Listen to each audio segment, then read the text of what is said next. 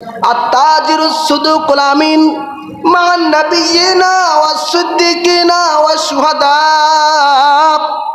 নবীজি বলেছেন, সত্যবাদী, আমানতদার ও বিশ্বাসী ব্যবসায়ী কিয়ামতের ময়দানে, হাসরের ময়দানে নবীগণ, সিদ্দিকগণ এবং শহীদদের দলভুক্ত হয়ে আল্লাহর জান্নাতে চলে যাবে।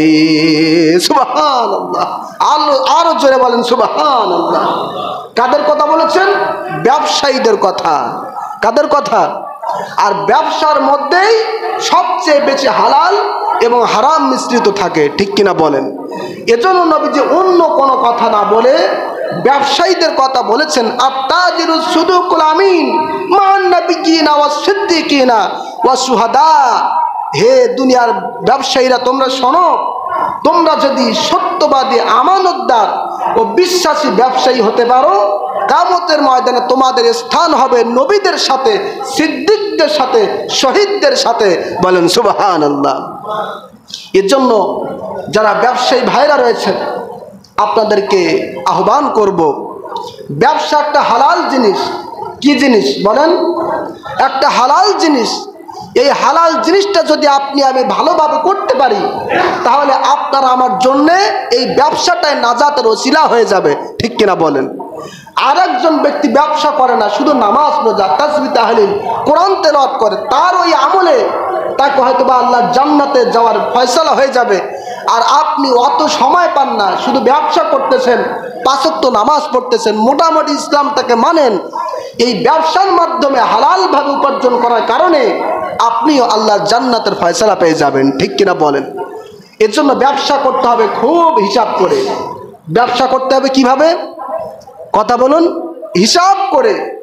আজকের ব্যবসায়ীদের অবস্থা খুবই খারাপ। আমরা যদি এক এক করে উল্লেখ করতে চাই, অনেক সময়ের প্রয়োজন। ব্যবসা করে, হালাল ব্যবসা, নিয়ত ছিল ভালো, মানুষদেরকে ব্যবসার মাধ্যমে উপকার করবে, কিন্তু ব্যবসা করতে করতে অবস্থা এমন হয়েছে, ব্যবসার মধ্যে খাদ্যে ভেজাল আছে না নাই? ওজনে কম, মালে 2 নম্বরে। যারা খরিদ্দার তাদের সাথে বলে, ভাই এটা 1 নম্বর, কিন্তু দিয়ে দেয় 3 নম্বর, ঠিক কিনা বলেন? দাম একই থাকে। দাম কি থাকে? একই থাকে। আসলে আপনি কোনো খরিদ্দারকে ঠকালেন না, বরং আপনি আপনার নিজেকেই ঠকালেন। পরকালে আপনার জন্য জাহান্নাম হা হা করে ডাক দিবে, ঠিক কিনা বলেন? এর জন্য ব্যবসায়ী ভাই যারা, তাদেরকে অত্যন্ত সতর্কতার সাথে ব্যবসা করতে হবে। আমার এই ব্যবসার মাধ্যমে মনে করতে হবে এই ব্যবসাটাই আমার জন্য নাজাতের ওসিলা হবে। সুতরাং আমার ব্যবসা হতে হবে নিখুঁতভাবে, মানুষদেরকে ঠকালে হবে না, মানুষদেরকে ওজনে কম দিলে হবে না, খাদ্যে ভেজাল দিলে হবে না, ঠিক কিনা বলেন? এখন বর্তমান যে ডিজিটাল মিটার পাওয়া যায়, প্রত্যেক দোকানে দোকান হয়ে গেছে। আগে তো ছিল দাড়িপাল্লা, এখন হয়েছে মিটার। দাড়িপাল্লায় যে মাপ যদি বাটকারার দিকে একটু আপনার কি হয়, নিচু হয়ে যায়, তাহলে মানুষ সামনে দেখতে পায় যে আমার মাল কম হয়ে গেছে, বাটকারা নিচে নেমে গেছে, মানে আরো মাল দিতে হবে। আর এখন ডিজিটাল সিস্টেম মিটার, এই মিটারের মধ্যে কম হচ্ছে না বেশি হচ্ছে, এটা দোকানদার ছাড়া আমরা কেউ বলতে পারি না, ঠিক কিনা বলেন? কিন্তু বর্তমানে এমন বহু নজির আছে, মিটারে মাপ হয়, ব্যবসায়ীরা মাপ দিয়ে আপনার 500 বলেন বা 1 কেজি যদি আপনি চিনি নেন বা যে কোনো কিছু আপনি নেন, বাড়িতে এসে তাতে কয়েক গ্রাম কম হয়ে যায়, ঠিক কিনা বলেন? এই চালাকি আপনি কার সাথে করতেছেন? এই চালাকি আপনি কোনো খরিদ্দারকে করতেছেন না, বরং নিজেকেই নিজের ফাঁদেই নিজে পা দিয়ে ফেললেন, ঠিক কিনা বলেন?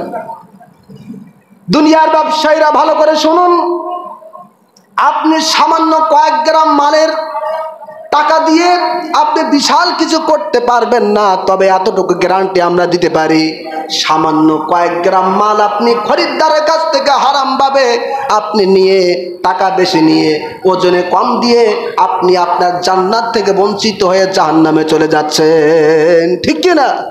আপনি অল্প টাকা দিয়ে বিশাল কিছু করতে পারবেন না, এটা ঠিক। আর এটা গ্যারান্টি সহকারে আমরা বলতে পারি, খাদ্যে ভেজাল দিলে পরে, মানুষকে ঠকালে পরে আপনি জাহান্নামের একেবারে নিকটবর্তী হয়ে গেলেন, জান্নাত থেকে বঞ্চিত হয়ে গেলেন, ঠিক কিনা বলেন? এজন্য ব্যবসা করতে হবে সঠিকভাবে, মানুষদেরকে ঠকার হবে না, বরং এই ব্যবসাটা একটা হালাল জিনিস, একটা ইসলামের একটা বিষয়।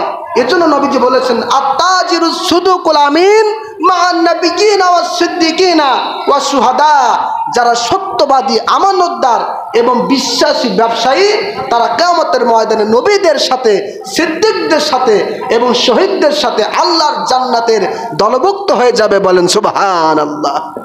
নবীজি অন্য হাদিসের মধ্যে বলেছেন মান আকালা তাইয়িবান ওয়া আমিলা ফি সুন্নাতিন ওয়া মিনান নাসি বাওয়াইকাহু দাখালাল জান্নাহ। নবীজি বলেছেন যে ব্যক্তি হালাল খাদ্য গ্রহণ করবে, সুন্নাত অনুযায়ী জীবন যাপন করবে, আর মানুষের সাথে খারাপ ব্যবহার করবে না, মানুষকে কষ্ট দিবে না, কাজের মাধ্যমে কথার মাধ্যমে মানুষদেরকে কষ্ট দিবে না, এই সমস্ত ব্যক্তিদেরকে আল্লাহ পাক দাখালাল জান্নাহ, হাসরের ময়দানে আল্লাহর জান্নাতে প্রবেশ করিয়ে দিবেন। সুবহানাল্লাহ। আরো জোরে বলেন সুবহানাল্লাহ।